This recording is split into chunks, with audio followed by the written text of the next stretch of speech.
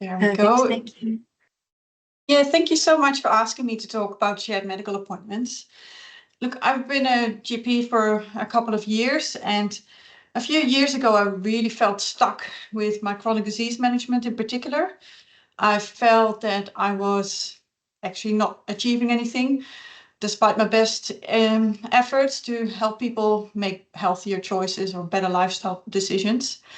And I decided to do some, well, searching to see how I can better support my patients into making healthier choices and to help improve their chronic diseases, in particular diabetes. So now I've had so many conversations over the years with patients to improve the diabetes, and nothing really seemed to change apart from escalating medication. So in my search, I came across shared medical appointments, and that really, I really took an interest in that and decided to try it out for myself. We've done a few group sessions in our clinic, and what I would like to do is just share what it is, what we have done, how we did it, and some of the challenges we've noticed as well. So first of all, what is a shared medical appointment or a programmed shared medical appointment? So basically, it is a series of consecutive medical consultations, but in a group setting, where all can listen, interact, and learn. And a programmed shared medical appointment is basically the same thing. It's a group session where you still have your more or less your individual consultations, but it runs around a specific topic or pre-planned education component. So, and that we typically did at the beginning of the sessions. So, for example, we ran 10 to 15, sometimes 20-minute videos introducing a particular topic of that week. Personally, I find the shared medical appointments a really great tool to help with chronic disease management, because the normal 15-minute appointments that we offer, you just don't have enough time to really get into things. Plus, I find that I'm repeating myself a lot during the day. And so I decided, well, if we all come together in a group, I can educate one or talk to one person. Other people can listen in and they can learn. And then for the next person, you don't have to do the same spiel. So you end up with 60 minutes and you get so much more information across and information back. Looking at probably your own work, I wonder if not everyone has actually already done a few mini shared medical appointments. Because if you think about it, how many people come in with their family together and they book appointments together? That is technically a very small shared medical appointment. So first of all, some benefits. I'll start with some benefits for the patients. We've asked feedback from our patients as well after our shared medical appointments, and I've collected some other benefits that came out of questionnaires done by other people. Patients, and so in general, the consensus was that the quality of care definitely improved, probably because of that extra time you can spend with a patient. The setting is often a lot more relaxed, which is really, really nice. Personally, I feel that too when I'm doing the shared medical appointments. The other thing out of the questionnaires from my patients was definitely peer support. People really, really liked being in a group together, and no one had any issues with sharing, and they really, really liked the idea of having others there as well, and they were very keen in sharing. Some patients actually joined up to do some healthier things together, like or going to a cafe together and trying to work out what better food choices they could make, or going for a walk together, or just simply supporting each other in their journey past the shared medical appointments. The other feedback we got was learning from others. Sometimes you just don't think about asking a particular question, but someone else does. And that might lead to another question. And overall, that really leads to greater self-management education. What we have not tried is a multidisciplinary team. So what I would like to do down the track is perhaps get a dietitian in, or an exercise physiologist, or someone else, a diabetes educator, to give it a bit more depth. But we haven't been able to try that yet. But I can definitely see the benefits of that. In some studies done by actually the sort of the fathers of the shared medical appointments here in Australia, they have done a lot of work with First Nations Australians, and it turned out that that was actually the preferred way to interact with the doctor, by having others there in the consult room as well, which seemed a much more natural way to consult rather than a one-on-one doctor's appointment. Now, the benefits for me as a doctor, I found that I felt like I was a lot more effective or productive doing these shared medical appointments. I felt like I could really get more information across and back. It definitely reduced the repetition. So instead of seeing 4 patients one after the other and more or less saying the same thing, you can just say it once, and then you have more time to do other things. It really helped getting to know the patients better, because you just interact with them over a longer period of time. And it was just something different. I really, really enjoyed that hour that I spent with the shared medical appointments. Usually flew past very, very quickly. And yeah, I find it very, very enjoyable. Now, what I'll talk about next is a bit on what we did. So the shared medical appointments that we ran, we've done a few groups with a healthy weight for women. So it was mainly based on weight management for women. There was a separate program for men that was called Gutbusters. And those two were programmed shared medical appointments. So they had first a 15-20 minute video, and then we could talk about a particular topic that was scheduled for the week. The whole session was an hour and a half long.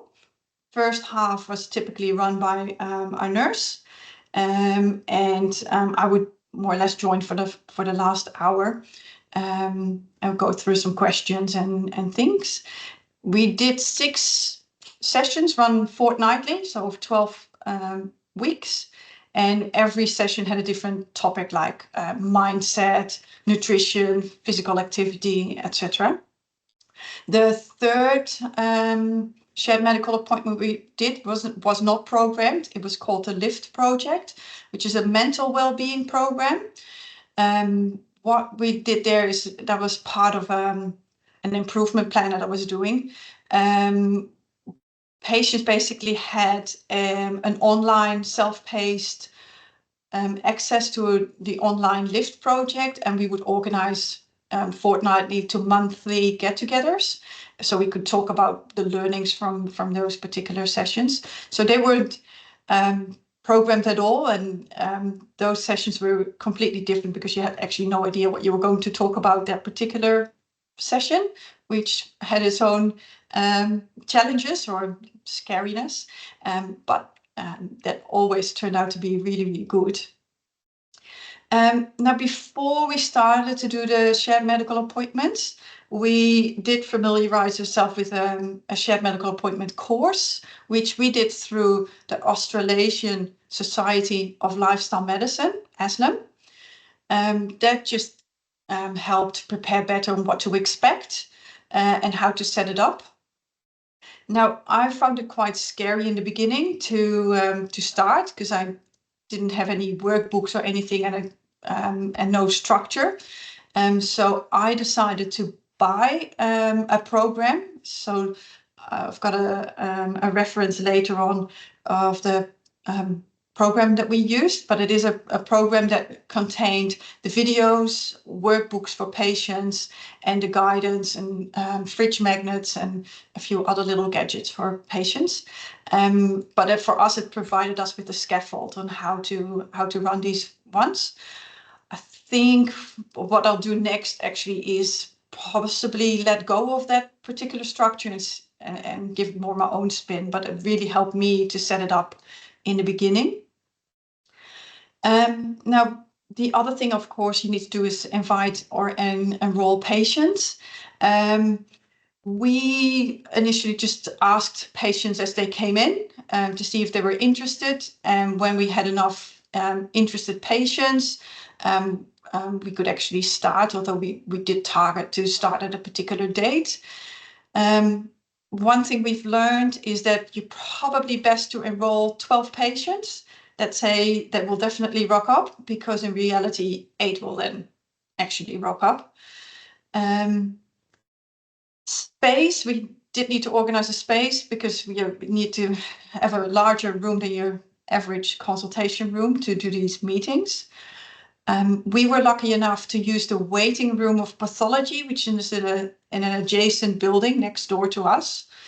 They are not open in the afternoon, so I could use their waiting room as our meeting room, which is great because it's not too far from my work. It's big enough to actually meet, and you don't get interrupted. I know that some other people have used their actual clinic waiting room, but then you do have to do that outside of your office hours. Otherwise it will get a bit messy. I highly recommend using a facilitator, which was a nurse. So we did it, nurse and myself together. A facilitator just really helps to keep an eye on the room and help read people to see if they're comfortable or aren't comfortable. Someone who keeps track of the time, because time will fly. So I definitely needed a nurse to keep track of the time. During the shared medical appointments, every appointment we did explain the purpose of the meeting and confidentiality. We thought that confidentiality would be a bigger issue, but none of our patients had expressed any issues, but we did stress that at every meeting.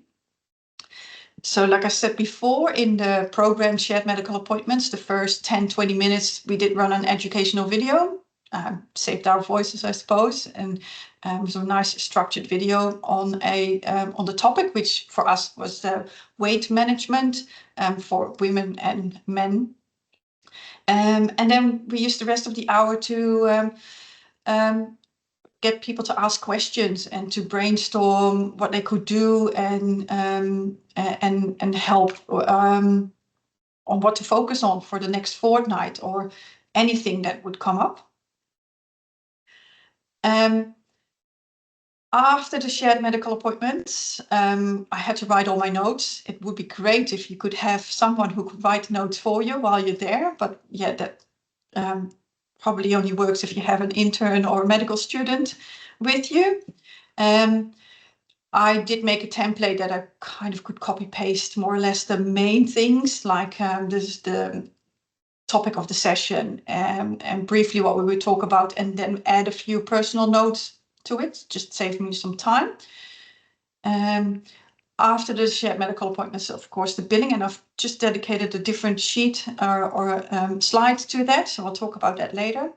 And evaluating, because for us it was new, so we did ask patients to give us feedback after the first session and then after the last session, just to make sure we were meeting their expectations as well, but mainly evaluating between myself and a nurse, just to talk together about, well, what did you notice, or did you see that this person was getting a bit restless, or that person was getting a bit seemed not very comfortable, or we need to be careful with this person because they are really oversharing, or yeah, anything, and that just helps for the next one.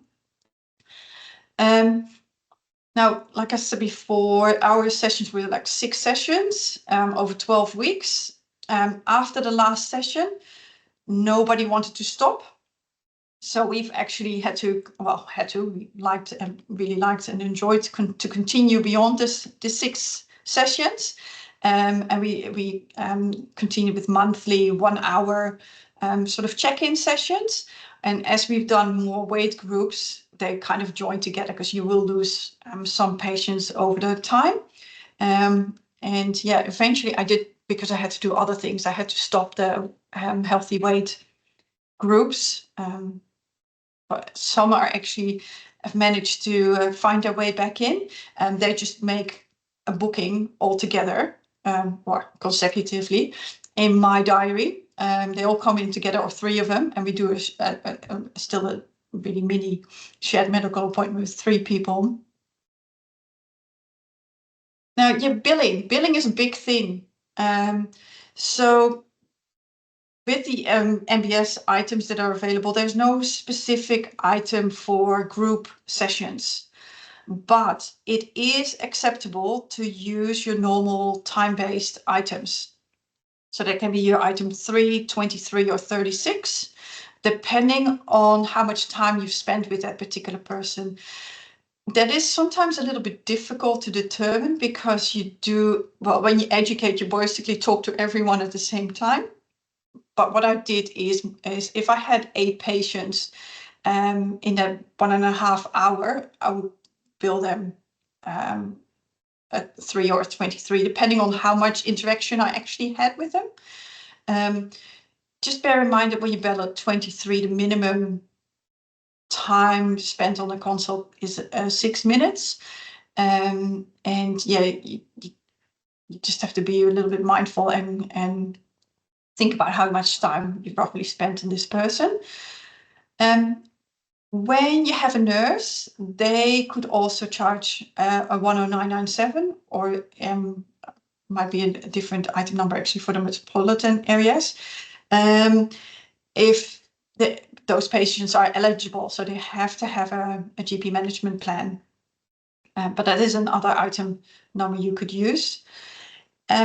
Something to be mindful of is when your billing item numbers or your provider number is location specific. So if you ever decide to do shared medical appointments off-site, so away from your clinic, then you might need to ask for a different provider number for that specific area. So that is something to keep in mind. Now, apart from billing, a few other challenges. We thought confidentiality would be a big thing. That's why we did make sure we got consent before starting, explaining that it is a group setting and getting people to sign a confidentiality agreement. None of the participants have ever showed any concerns. We haven't had any incidents. People were very happy to share. As a matter of fact, we've had people share things that they actually never shared in a one-on-one consultation, especially in the healthy weight for women groups, because childhood trauma does come up in one of the topics. And it was amazing that women spontaneously shared without prompting, like, oh, I've read this, and actually that means a lot to me because that has happened to me, and now I understand things better. And the support they get from other women, and it turns out a lot more women have actually been victim of past trauma that does tie in with their weight concerns. For us, the confidentiality wasn't an issue. Oversharing was probably more challenging, or in other words, the more talkative person. We decided that in the beginning we would say, like, we need to keep track of time, so we might have to cut you off just to make it a bit nicer, when we actually had to cut people off for the sake of time. Because if someone talks too much, you can often see that other people are starting to get a bit annoyed or restless. Now, some other tips and tricks. educate all of your staff. So I thought I educated all of my staff, including my receptionist, by telling them what I was going to do and what it looked like. But I probably need to educate them more and better and have written information available to hand out, not only to the patient, but also my staff. It was amazing because people, when they have questions, first person they often go to is the receptionist. And my receptionists have come up with some very, very amazingly creative answers to these questions that were completely wrong. Same thing for how you book your appointments, because we thought we were clever by booking them in the whole hours time slot that you have available. We would book them one under each other. But and we switched off the SMS reminders to make sure that patients don't get an SMS reminder for the incorrect time. However, when they would ask the receptionist, they would be given the wrong time. So they didn't really get that a group meeting was actually all meeting at the same time. So educate all of your staff probably multiple times in different ways. Another tip to attract people, I find working with posters in the waiting room with an expression of interest or talk to your doctor is probably the most effective, apart from the doctor enrolling or asking the patient themselves. Having the poster in the waiting room just really helped to create some awareness amongst patients. And they would then bring it up with the doctor, because we ask the other doctors, well, if you want your patients to enroll, or if you think they're interested, then let me know and we'll book them in. They would often forget. So if the patient would bring it up in the consult, there was a slightly higher success rate there.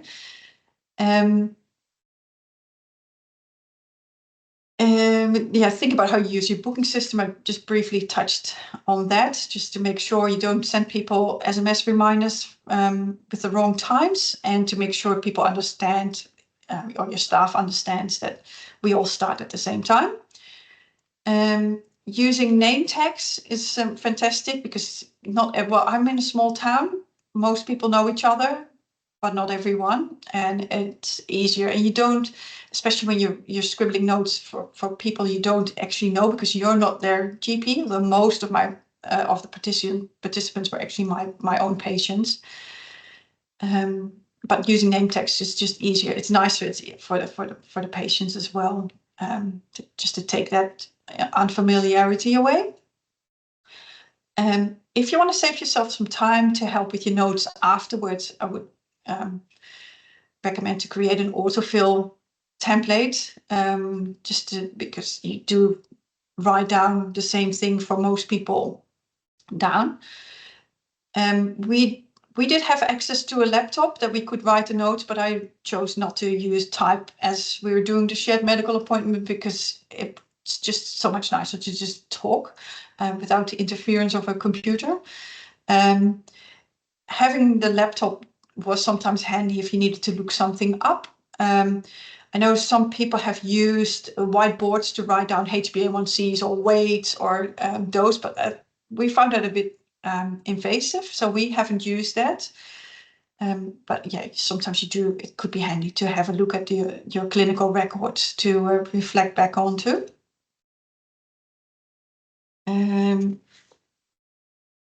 Now, a few really good resources. Actually, recently, the Primary Health Network of Brisbane South has actually put a shared medical appointment toolkit together specifically for general practitioners. So that is something worth looking at.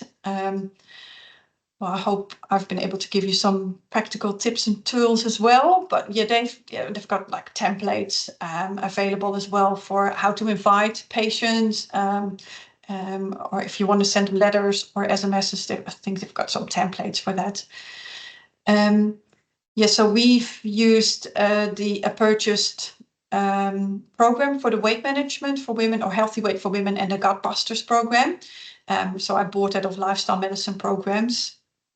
and the top one is ESLIM, where we did the course through familiarize ourselves with the shared medical appointments.